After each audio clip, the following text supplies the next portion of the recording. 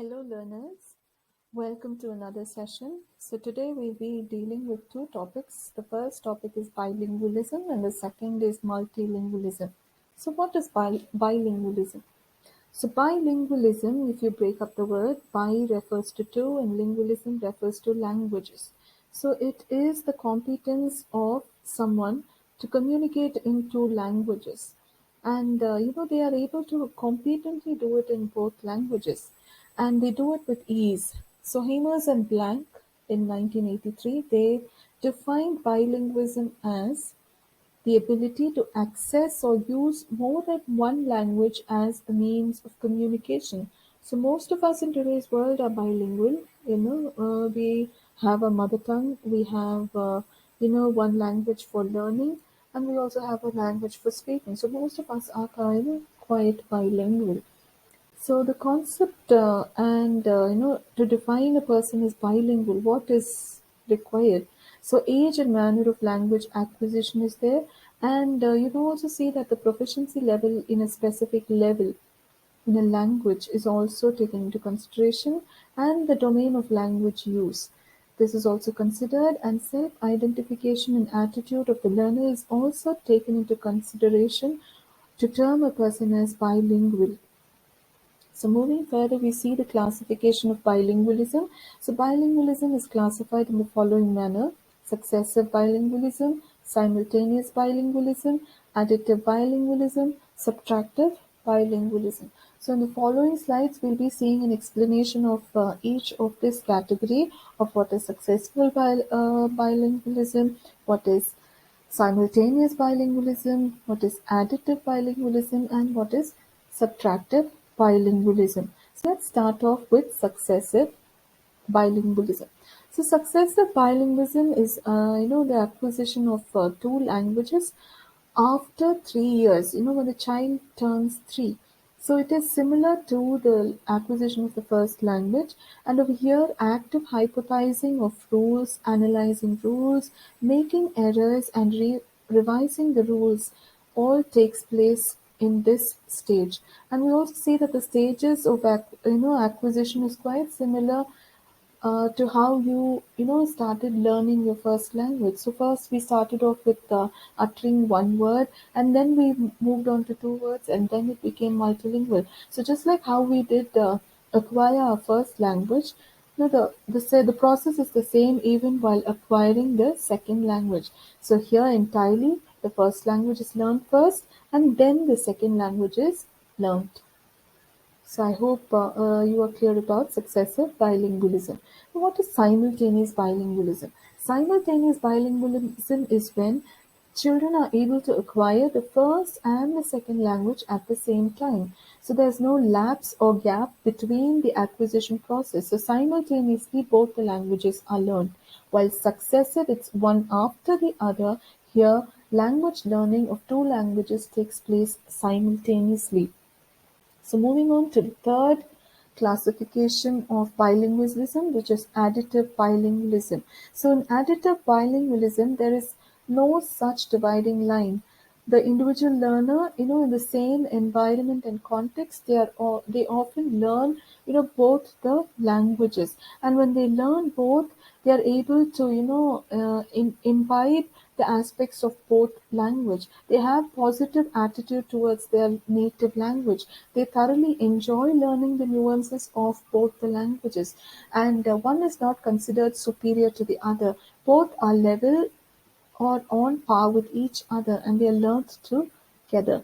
Whereas in subtractive bilingualism, it is quite different. We see that in subtractive bilingualism, the individual learner begins to separate, the two languages, and they start comparing the two languages. And often it is found that a negative attitude is formed towards the native language. So we see that they start considering that the second language which they acquire is far superior than the native language or the mother tongue which they already have been learning. So here we see that there is a subtraction, or there's a change in attitude of the learner towards one of the languages. So this is the classification of bilingualism. So now let's move on to see the types of bilingual. So there are two types of bilinguals. One are compound bilinguals, the others are coordinate bilinguals. So compound bilinguals, they learn two language in the same context. Coordinate bilinguals, they learn language in two different contexts. So here context is the main criteria which differentiates between the bilinguals. One is they learn both the language under the same environment. They learn it together, whereas in coordinate they learn it in two different contexts. So what is the purpose of bilingualism? One, the purpose is for interacting informally and casually with the speakers of language 2, and the next is to interact with the speakers of language 2 even in the formal setting. And mostly, a second language is learned for the purpose of academic development. Mostly it is for reading books, for writing journals, for writing articles, to listen to, some lectures or talks. And we see that, they also learn the second language to get access to both print and electronic media. And also we see another purpose is for professional and administrative purposes. So usually, for learning, for reading legal documents, and for, taking up professions, people learn the second language.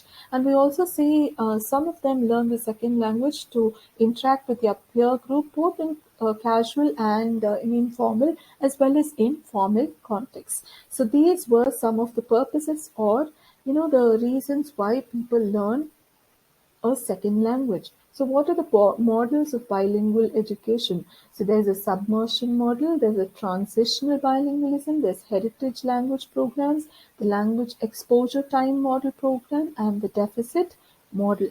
So what are the benefits of bilingualism? So it does have certain, advantage for people who are bilingual. So, like they have cognitive flexibility, meaning they are more creative and they are flexible in their thinking. We also see that they have meta-linguistic awareness. So, they have language awareness is far greater than others who are monolingual.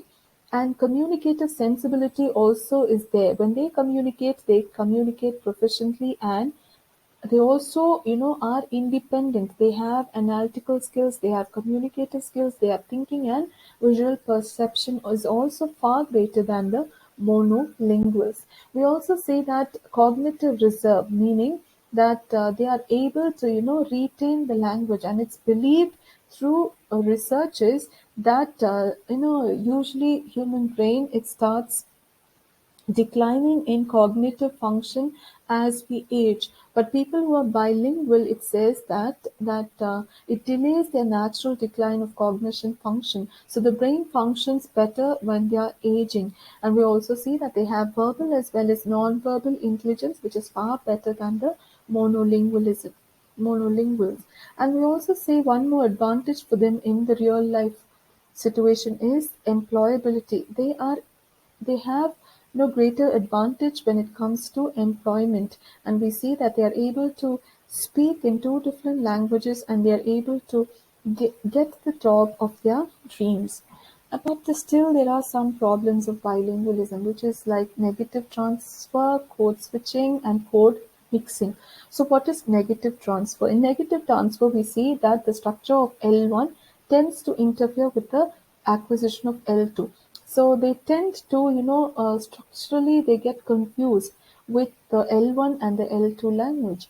And when it comes to code mixing, one language structure is mixed with the other. So, they tend to confuse in the delivery of speech. And we also see code switching. Sometimes there are, speakers who speak alternatively in both the languages. They don't, thoroughly communicate in one language. They jump from one language to another. So this becomes a problem for the bilinguals. So I hope all of you have understood about bilingualism. Now let's move on to multilingualism. So multilingualism, just like bilingualism, where the learner knows two languages, here the learner knows more than one language. It's mostly more than two or 3 or 4 languages. So over here, the reasons why they do it is maybe for personal, for social, or for intersubjective reasons. They become multilingual. So they are able to switch between various languages. They are able to speak, they are able to read and write in multiple languages.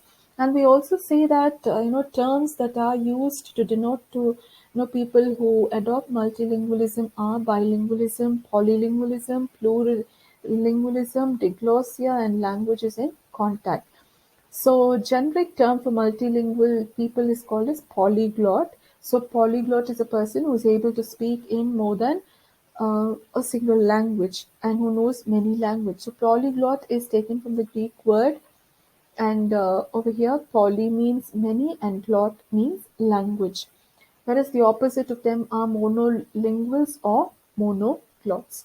So the types of multilingualism are personal multilingualism and social multilingualism. So personal multilingualism refers to knowledge and verbal behavior of an individual and it's not shared by the community, whereas social multilingualism is where the entire nation or the society or the group they practice speaking in more than one language, and this is usually for the sustenance of those languages. And we see that the kinds of multilingualism are elite, just for the sake of formal setting, and at times it's for the school setup. We see that elite multilingualism is followed, and the other is neighborhood. So just in the neighboring setup, people might be speaking in different languages. So just to have a form of communication with the neighborhood people, people start becoming multilingual. And we also say that multilingualism and cognition, they have one close relation, whereas code switching, we already saw what was code switching. Code switching also happens in multilingualism, and it also maximizes the multilingual's ability to convey their message, and they are able to solve crossword puzzles very, very well. And the nature of multilingualism is it is universal in its nature. It is based on the needs of the society, and maybe sometimes it's forced. It is circumstantial also, and sometimes it may be additive or subtractive, and mostly it is also done willfully by the learner. And some of the reasons for multilingualism is because people migrate from one region to another, and they are forced to learn the new language. And we also see that it's spreads more on a social linguistic level rather than on a individual level. So what is the scope? So the scope of multilingualism is it's spread over various fields. So they are like education, personal, social, professional, administrational, judicial. So you see, it has a wide scope. It's not limited to any one field. So you find multilingualism prevalent everywhere. So what are the benefits of multilingualism? So being a multilingual, it helps you gain more job opportunities. It improves your intellect. It also increases your understanding of different languages. And we are living in a global village, so it does benefit us when we travel. So these are the main benefits of being a multilingual. So today we saw about bilingualism and multilingualism. We saw the various types, we saw the classifications, we also saw what is the scope, we saw what the benefits of being multilingual and bilingual. So hope all of you continue to enhance your language. So happy learning all of you. Thank you for joining today's session.